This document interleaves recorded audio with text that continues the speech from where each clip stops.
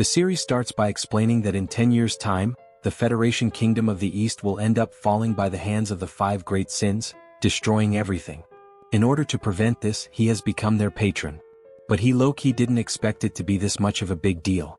He had been a wage slave, working 78 hours a week, and when he possessed a noble in a fantasy world, it was actually a good thing to him. But it was also a little bad because he was illiterate and void of any special power since he didn't know the language. We see a whole feast prepared for him and he says that this was the good part. A maid asks if he's ready for his bath. We see them washing him. He says that being a young master of accounts family means that he's useless and pampered, but this is the life that he needed. At this point he had no idea where he was though. One of the maids says that the young masters will be returning tomorrow, so he should please sleep early tonight. The man asks who and she says, of course. The young master's Leo Antonio. She doesn't know why he's speaking as if he doesn't know about the Palacio family. He says that the name sounds ominously familiar and he starts racking his head around it. The maids start freaking out because he is drowning himself as he wonders if maybe he's inside of psychedelia. It's a turn-based RPG that he used to play the hell out of and he'd play it whenever he had the time. The thing is, no matter which route you take, the moment the 5 great sins appear, wrath, greed, sloth, pride and obsession, the kingdom, nobility and even the city, everything starts to fall into their downfall. And among those, the Palacio house. The eldest son, Leo, is the king of prostitutes and the second son, Antonio, is the king of drugs, and his family is a noble one full of troublemakers, which is part of the sub-quest before the main episode begins. He drops to his knees saying that he does know this place as sub-quest 1 asks you to investigate their house and the main character thought that it had a very ominous vibe to it. He starts asking if this is a joke. He says that he's the first house to be destroyed by the 5 great sins. And we finally learn that he is the 3rd son named Alan. As he lays in bed he says he wants to go back to being a 78-hour-a-week wage slave. So what if he's living a life of luxury? He's going to die in 10 years and this is worse than 6 months of unpaid wages. He asks why he had to possess a fantasy character with no powers as well because everybody else in these types of stories gets special abilities. He then thinks about it saying that knowing what happens in 10 years is like being a prophet and that he can just remove the causes of this world's downfall and that is why he decided to reform the 5 great sins for the sake of his noble life. He says surely it would be possible since they're still kids, but of course he has 0 powers. We get a 2-month time skip, and one of his men says that they rescued the orphans of the East Orphanage, but corrects himself, saying that it's the Human Testing Center, and they left the management of the orphanage to a girl named Yusha. This is Alan's knight named Evan. Alan says that his eyes are precise and he really is skilled. Evan says, right, but asks if that's a compliment because he can't tell based on his facial expression. Alan says, of course, and he looks forward to continuing their work together. He's forcing a bad smile. Evan says that he doesn't think he'll get used to it anytime soon and recalls how he used to be really obvious with his emotions, but now he can't tell. Alan himself says that he feels like his possession of the body stopped at the face because he has a hard time smiling.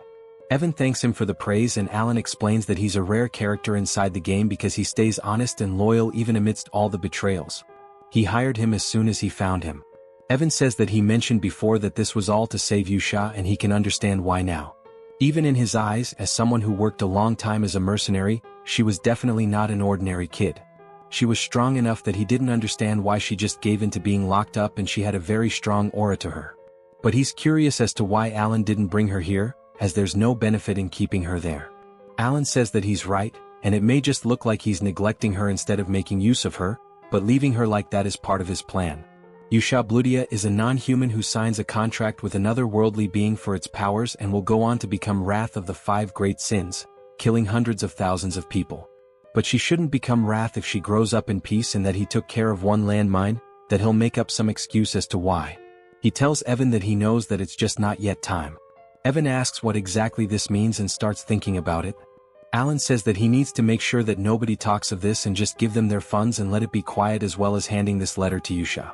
Evan asks if it's important. Alan says he just wants to know how she's doing and he figured he should reassure her somehow since she's been through a lot. Evan says he'll make sure it gets to her. As he's riding away, Alan says that he doesn't know if that really will reassure her, but it's worth a try. The real purpose of the letter was to put in quotes that he heard dozens of times. There was an archbishop in the game that said that this is a spell that will let one be friendly to non-humans and it should calm her down. I ain't reading the quote out, but he's pretty much just trying to get the otherworldly being to understand that they're not enemies. But it was too late as we see her unleashing a deadly attack, and she herself says that she's far too gone. In the game, the attempts to calm her fail as the battle begins, but it might not be too late now. Since one's been taken care of, it's time for him to move on to his next target. It's a bit ridiculous to become friends with a monster just because of some quote. But maybe it'll work since they worship some god from the other world and it's hard to fathom the way those guys think and they're all like fanatics to begin with. Yusha begins to read the letter and Evan says the mana he can feel from her is unbelievable and she's a strange child that is completely devoid of emotion. She asks Evan if Alan was the one who sent the letters because if he did, why did he not want her by his side? Evan tries to make an excuse and says that manifesting mana in this form is only possible in the Master Realm and recalls Alan saying it's not yet time and he tells her exactly that saying that he himself said that she wasn't ready yet. She says she understands and instantly calms down. She reads the quote that the Archbishop in the game said and says that this is a promise that only her master would know and she gets it now. Evan is confused if he should fight or not. As she continues releasing her aura, she says that she gets what he means. But for us readers, we understand that now he has the sin of wrath on his side.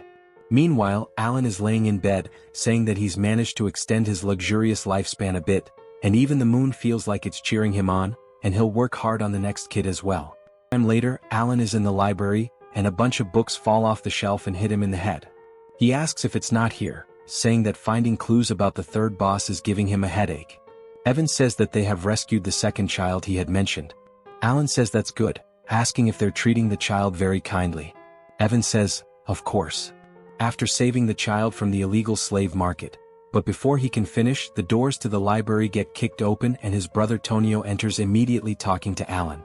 He asks why someone who's illiterate is holding a book, saying that he heard he's been studying recently and he wants to know the truth. Alan says that he's always such a bother, asking how the original Alan handled all this, saying that he'd like to hit him back, but of course he can't. He tells him that it seems he wants to use the library so he'll take his leave. Tono then puts his foot on his head, telling him that he sure does know his place when suddenly something flies by his face. We see a knife stuck into the wall. He turns asking who did this and we see none other than Leo saying that he doesn't want to see blood first thing in the morning so to get lost. Tono and Leo start arguing with one another telling each other to drop the attitude and Alan just crawls away. He says that the Palacio County quickly disappeared in the game but their power is greater than he thought.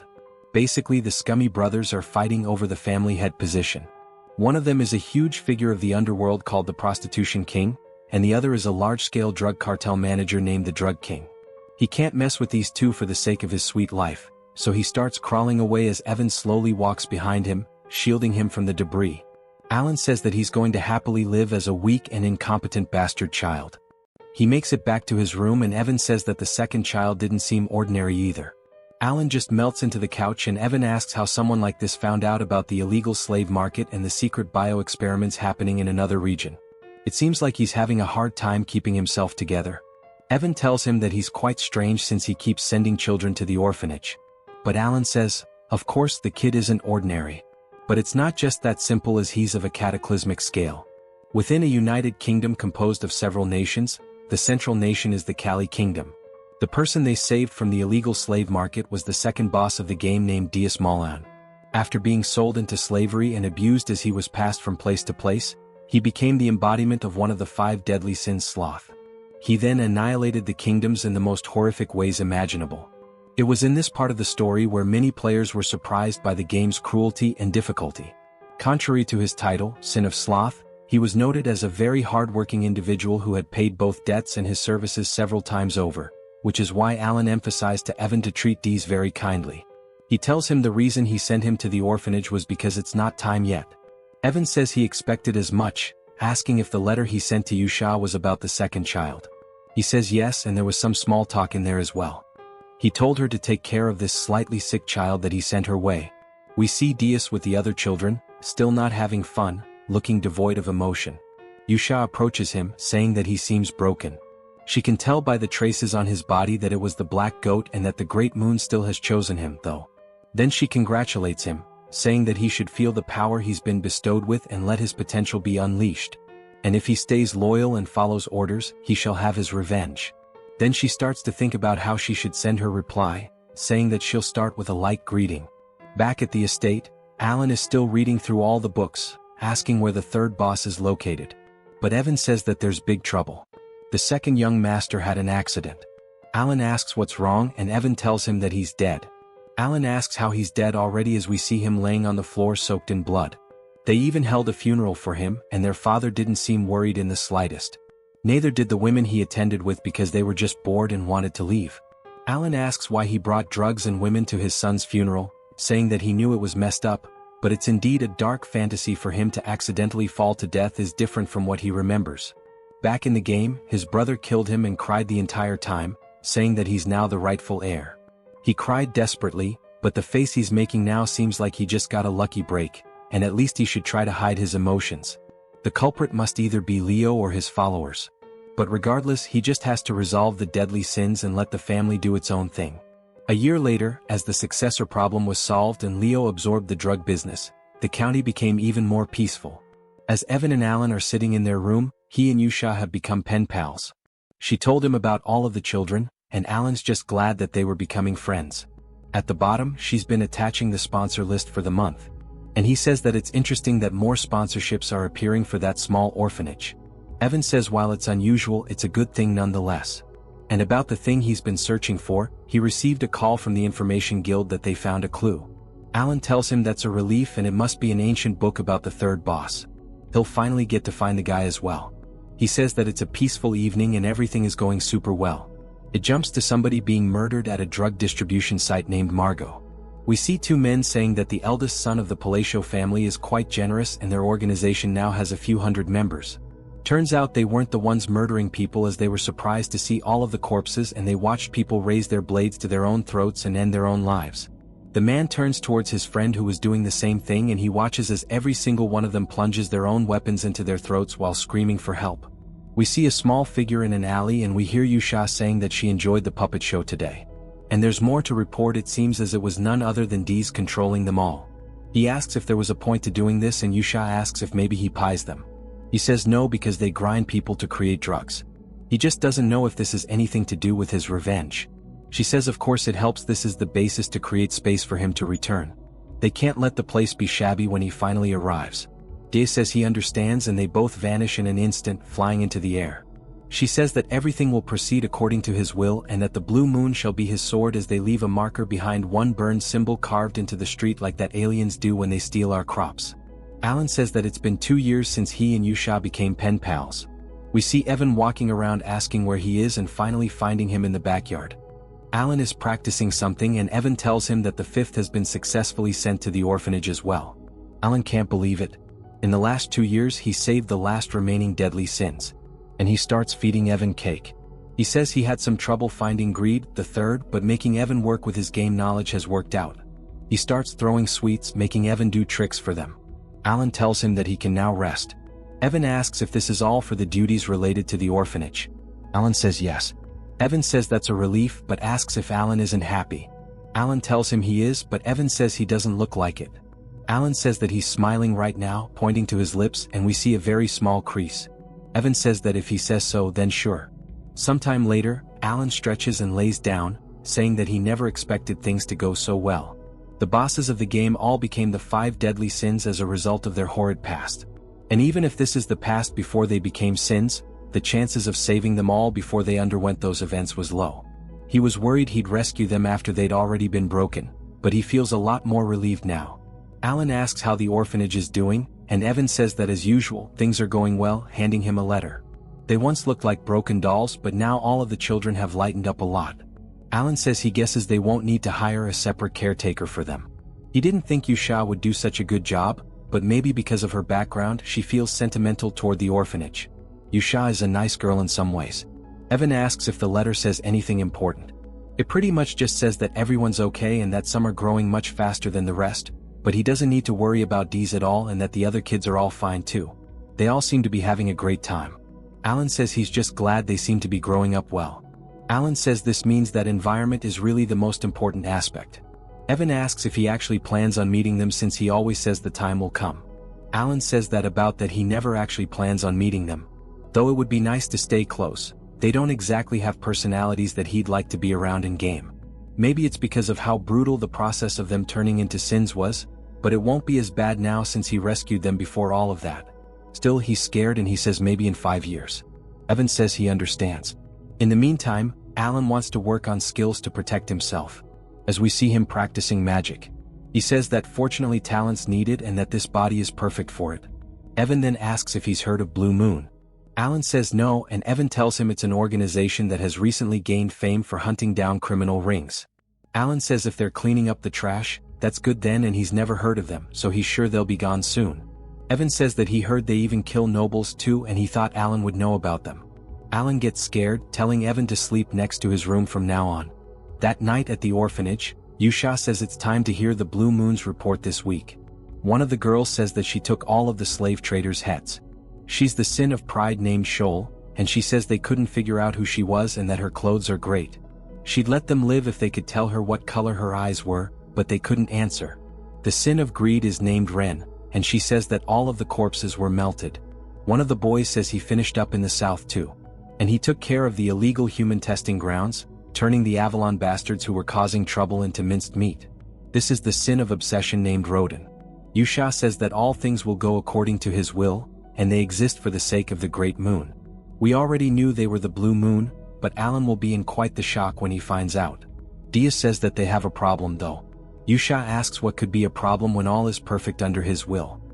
He says that the head of Avalon is the eldest son of the Count family where he resides, and he found a dangerous written order while cleaning the south up. It appears to be targeting their master. Yusha looks furious, asking what she just heard, and begins to release her aura, which scares the other children. She says that she sees and that they're going to slowly poison Alan and kill him after their father dies. She says that she refuses to let this happen. 2 years later, the Count actually dies, and his death is outwardly known to be from heart failure, but it's clear that it happened because he overdosed. We hear Leo asking about the Blue Moon striking again, and they tell him that they heard last night all of their men were wiped out again. Alan says they seem to be more wary of them now, and so the Count's death without a single person mourning ended in complete silence. As Alan is walking with Evan, Leo is glaring at him with killing intent. Evan asks Alan what he plans to do now. Evan says that at this rate that will become the head of the family, but wonders what he's doing with all those bags. Alan tells him to get his stuff ready and they're going to run. Evan asks if they're really planning on leaving, and Alan says not completely. They're just going down. Evan asks if he's talking about Rodmill, and Alan says exactly. He's been planning to leave for a small town to the south of their county called Rodmill. As they're leaving, Leo watches and looks frustrated. Alan seems to be making breakfast for himself. And Evan is bringing in some juice, and they only got to live this happy life for 3 days because he returned for Leo's funeral. He says he can't believe he's back here, and he wonders how Leo's already dead. Turns out he was stabbed in the heart, and Alan wonders who could have killed him. He goes to ask about the cause of death, and all of Leo's men start freaking out, saying they're sorry for looking at him. Alan just wonders what's going on, as not only are Leo's men, but even the maids avoiding him. Evan approaches him, and Alan asks if he figured anything out. Evan says that he wants to know if Alan is the one who made Avalon vanish overnight. Alan looks around the room confused as hell. We get a flashback to when they left the estate 3 days ago, and Evan asks if it wouldn't be better to go to a city instead. Alan says no, because this is the final destination that he has planned. Saving the 5 great sins from misfortune and stopping the world from ruin was all he wanted to accomplish, and this town has nothing to do with the original story. Their family's villa is there as well. It's the perfect place for a noble to live, and he wants to take it easy while doing nothing, and everything has a reason. Evan says that he can't fool him anymore, and he always says those things when he's not bothered. Alan says that good things are great. And as they continue, this is when Leo was watching, frustrated, wondering if he should kill him or not, saying that it doesn't matter if he's alive or dead because he was planning to kill him with poison after their father's death. Either way, he says he was going to quietly head off to the border. So he's lost all reason to kill him now. And it may be because what matters with Avalon isn't going well. And something about Alan just bothers him. He tells one of his men to follow the carriage. And his name is Ahmed. We'll call him Al for short. And he asks if he wants him to kill him. Leo is surprised, saying that Al has never once talked back to him, no matter what orders he gave him, so why is he asking questions all of a sudden? He says that it's his job to do what he's told before getting stabbed straight in the chest. Leo asks Al why he's betraying him. Al says that he likes playing war and it was fun up until now. Turns out that his real name is Hedon and he is a member of the Blue Moon. He tells Leo that they have the creed that was taught to them by the Red Moon. As the Blue Moon is that man's sword, it's only natural that he moves according to his wishes. And if anyone tries to harm the Great Moon, they will be eliminated. As he continues slicing through Leo, he says that he can act on his own accord. And that's why he was waiting for him to say that. To think it took him 2 years to finally admit to it? And Leo says his importance won't let him go.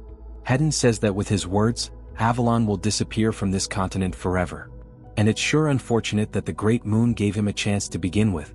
At the little villa, Alan wakes up saying that this place is heaven and it's another peaceful day. He wakes up when he wants to, eats whenever he wants, and is able to live the life of a true noble. Evan then comes in saying there's a letter, and that's when Alan reads that Leo was killed, and they're requesting his return, saying that his free trial of heaven expired after only a few days. Back to everybody freaking out at him, and Evan asks if he became a shadow leader or something. Alan says that these are crazy circumstances, but it's continuous, it seems. We see him sitting in a corner asking why he's the villain. Evan says that he's the only one who benefits from the situation. After they left the estate, Leo is murdered and he is the perfect alibi to become the Count's heir. Since Avalon is now gone and with Leo's death, nothing will bother him. That must mean he is the shadow leader of the county who led the assassination of a sword master. Alan asks if he's having fun, wondering where he even got these cloaks from, but he doesn't know where to start with this. No organization is capable of killing a key figure of the underworld in an instant. He recalls there being an organization that hunts other ones. Evan asks if he's talking about the Blue Moon, and Alan says maybe they are the ones behind it. Evan says that the Information Guild said the Blue Moon wasn't though. The Blue Moon leaves behind a mark instead of a corpse, but it is said that the members of Avalon were stabbed with a sword and that the road to hell is opened up. Alan understands why everyone is scared of him, but the Blue Moon doesn't come out in the game and there's no way those weaklings are behind this when they disappear before the original story starts. So who is it? Back to Yusha, she asks if they left any traces. Rin says no and Shoal says it's the same here. There were only corpses. Diaz as well says that he is back and that there are only the remains of the Avalon soldiers. Roden says it's just as she said and he cut them all in half. Yusha says with this it's perfect and that was how Avalon that dominated the kingdom turned to dust in just 5 days. Roden says that he doesn't think the cleanup was perfect though and Yusha asks what he means. He says that he found this along with the nobles who are connected to Avalon and that the Alteoduct has a deep connection. Yusha begins reading it, saying that surely they already know what she's going to say. They start to get ready and Roden says that he'll take care of this quietly. Yusha then calms down, asking if the Information Guild side is still clean. Rin says yes, and this matter is being handled separately from the Blue Moon. Dia says all guilds act the same. They call it the Hell Sword made by the Sword Master. Rin asks if she could continue keeping tabs on the movement and Yusha says yes. This matter must not reach the ears of that person. And she said it so many times. So surely they all know. Dees tells her that he was targeted by his family though and she tells him that wasn't an order. They are swords and a sword must not think for itself. They must only move on orders and that person knows everything and they can never disappoint him. Day says he doesn't understand for someone with abilities as overwhelming as Yush's to feel anxiety and restlessness simply because she's scared to be found out. It's strange, but he tells her understood everything is for the Great Moon. Back to Alan, he says that he doesn't want to do this anymore. After the funeral there was a full month of endless duties and he was crazy busy. He just wants to loaf around and eat as that's what nobles do. Even though he's made enemies, Leo's death was supposed to be 6 years from now. But because the pattern of the brothers' deaths changed, the course of the game shifted and all the backlog of family duties fell onto him. There's a knock on the door with even more paperwork, and he asks why everybody's working so hard. When the Count was here they used to just slack off and skip work. It's because he was waving them over to drop off their paperwork. They mistook it as him being angry, saying they needed to work harder. But Alan wonders why they don't come when he calls, and maybe they're working harder because of the rumors that he's the secret mastermind. He just wants to quit already, and he wishes they would just manage things without him having to step in. At night, Evan tells him that it's astonishing and quite shocking that he managed to reach the 2nd tier after only 2 years of self-study. He's got great talent and normally it takes about 4 years of instruction to reach this. Magic also requires natural aptitude in many cases. Alan says that he agrees that his talent is decent and he practiced hard for self-defense because he was feeling uneasy. To do that, he has to finally be able to control his mana. But what good is it if it's only half-baked? He's used every kind of magic in this fantasy world, and at first it was exciting, but now he's desperate to save his own skin. The truth is he realized that his monohal is insanely tiny and nothing is working out. Innate mono capacity is like an athlete's natural weight class and his monohal would be the equivalent. It's very very very small and there's not a single amount of training that would cover it. If nothing works out there might be another method. Evan tells him that the invitation to the ball has finally arrived. Alan asks what he's talking about and we see them heading to the event all dressed up. Alan says that he's already tired from coming here and that this is a regular aristocratic ball in the southern Austria kingdom in exchange for nobles. He's about to become a count soon, so maybe he should use this chance to network. Forming connections with nobles is crucial for a peaceful future, but nobody wants to talk to him. When he tries going out of his way they just run away from him. Evan tells him not to be so upset but Alan says not at all. This was expected. He knows they look down on him for being low class and lacking refinement, unlike his esteemed great-grandfather's era. The current family is full of troublemakers from the East. Too bad he's misunderstanding it entirely. Alan says that he didn't come here thoughtlessly and he'll unlock the social skill he secretly practiced. He raises a cup of wine, saying that the aroma is unique and that the scent is distinctive and he'd like to have a few bottles at home. Then he starts smiling like an evil freak. He says that a gentle smile is essential, and the woman who owns the wine starts sweating nervously before running away, saying that she'll tell her father at once. Alan says this isn't what he was expecting, and people in the back wonder if he just blackmailed her into getting limited edition wine. Evan laughs at him and Alan says that she must just be a shy lady. Of course he's in denial mode. He did this over and over and over and just got a lot of different stuff for free. Turns out that their family is far more notorious than he thought. And because the rumor that he removed those monstrous brothers spread, everybody is just avoiding him. Defeated, he says he's going to go get some fresh air. But we see a woman actually not afraid of him. Rather, she seems curious. While he's outside, he wonders where it all went wrong. And a woman asks if he has a moment. He turns happy that someone spoke to him, wondering who she could be. She tells him that her name is Loria, the third daughter of Duke Altia. He sees her approaching him and says the Altia family, one of the three major shadow players of psychedelia, are known as the Northern Troublemakers and there's no way she's a normal person. She then comes closer and he says that he doesn't remember her from the game and he doesn't think she appears anywhere in it. She says that she'll be blunt as she needs his strength and she's going to be assassinated very soon.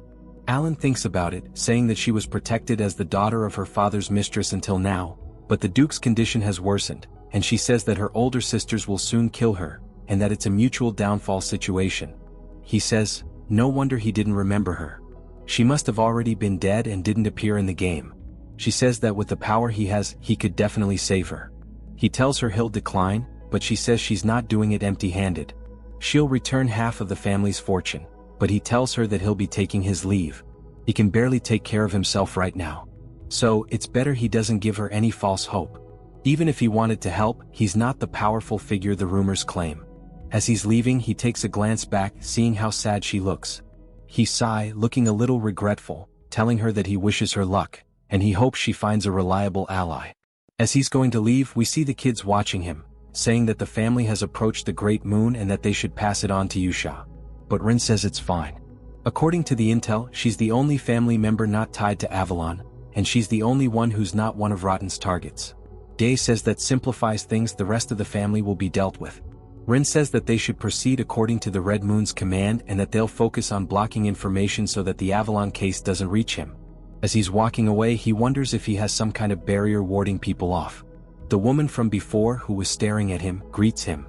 He says maybe this time he can actually socialize with a noble, and he turns to greet her, saying that this is a face he's seen in the game before. Of course, there's no way someone would approach him first unless they were trouble. He greets her and we learn that her name is Zenonia. She's surprised that he knows of her and he says of course she's famous in many ways. In the kingdom there are three great shadow players. Alta of the north, Palatio of the east, and Zenonia the troublemaker of the west.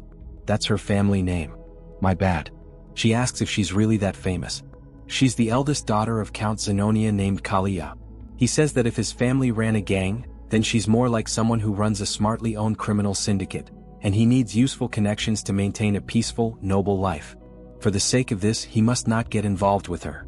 He tells her that she's beautiful and she thanks him, saying that she'd like to talk more with him, asking what he thinks. He says he'd love to, but there are many eyes on them right now, and he just really wants to leave quietly. She says that he's just as the rumors say, and she looks forward to seeing him again. She walks away and he wonders what exactly that means. Rin says that the case information is being well contained, but Dees tells her there's a new concern as they still have that one person keeping a watch on Alan, and it looks like he's being tailed. They say that there were no new orders and they should just keep watching, then eliminate them. The next day, Alan and Evan head out, and Evan asks if this is the right place and if this is the canyon he was looking for. It's midday, but it's very dark inside. Alan says, finally, this is his real objective. Evan says if this turns out empty again, he's going to cry. But Alan says, this time it's real. In the game it was easy to find. Truthfully, the reason he came all the way south under the pretext of attending a ball was because of the labyrinth here. It's the Labyrinth of Whispers. If you solve the riddles in all 8 rooms, you get a powerful artifact as a reward. He's memorized all of the routes and puzzles, and it's time to put his grinding skills to use. Seeing the labyrinth entrance in real life feels different, even though he's run the dungeon countless times in the game. It sure is crazy. Evan says that the inside feels artificial, like someone built it, asking how he even knew about it. Alan says that he's come here often, and Evan asks when he had the time to do that. Alan says that he has many ways and they should just head in. Evan tells him to stop joking with that expression, but as soon as they enter, they see a bunch of monsters getting crushed by giant stone hands. And Evan says that if he gets the riddles wrong, those things will slam down on them mercilessly. As things continue to be murdered, Alan's just doing the riddle. But Evan's curious as to how he's so calm in a situation like this. They've worked together for 4 years, yet he still doesn't understand him and his missions have no pattern. It all seems completely random. He's barely left the estate, and yet he seems to know everything about this place. Alan tells him that he's got it right, but it only opens once the mechanism finishes. Evan follows him, saying that the reason he follows him is very simple. Everything he does leads to a good outcome and he wonders what he's going to get out of this. Alan says that finally the doors open, but he feels like he's going to puke. He strained his neck trying to keep it looking straight, and they enter the treasure room. It seems like it really is over, and Alan says that they should just take this ring and go. Evan says that it looks the most useless of all, but Alan says that taking anything else would only be trouble, so just leave it, as he finally obtained the oath of restraint. He tells Evan there won't be anything dangerous on the way back. Thanks to knowing the game route, it sure was easy. As they go to leave, Evan says surely that he saw this coming too, that the rock piles inside the canyon are golems. This is a new unknown enemy, and in the worst case scenario he needs to get the young master out. Alan says this time he'll handle it. As he walks forward, Evan says he wants to trust him. But no matter what he's planning, finding an escape route should come first. As the golems start to get closer, they charge straight in and Evan yells, telling him that second-tier magic isn't enough. Alan says that he invokes the oath of restraint. As he raises the ring into the air, all of the golems instantly stop as if time itself has frozen. He hears a voice saying, "Oh, fragment inheriting the great will of Nyakala, speak the restrictions you wish to enact." Alan says in the game, this appeared as a choice window. And he's surprised to hear a voice. He looks up, seeing a face forming.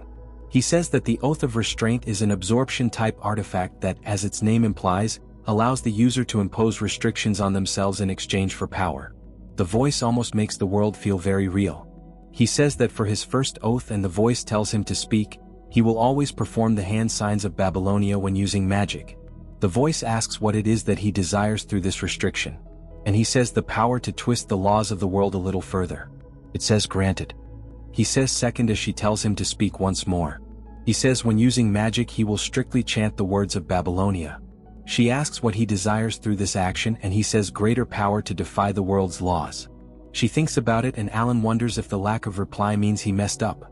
He says he even mimicked the exact sigil icons just in case by choosing both the hand sign and word restrictions. He can achieve the highest possible magic attack power thanks to repeated gameplay.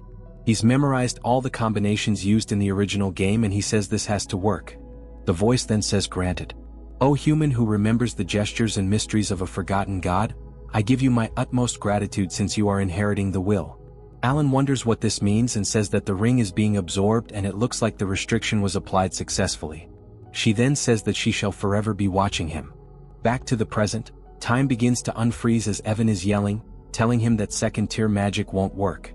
And as he yells this right behind Alan, Alan looks up and says that this sphere of lightning that ought to look brilliant now looks pitiful. Even though he's pouring in all of his mana, no matter how hard he trains, this is his limit. But it's now time for him to test the restrictions and the price that he paid for greater power. If you've watched till the end, thank you. Subscribe for more videos like this. Leave a like or a comment to help the channel out. Thanks for watching.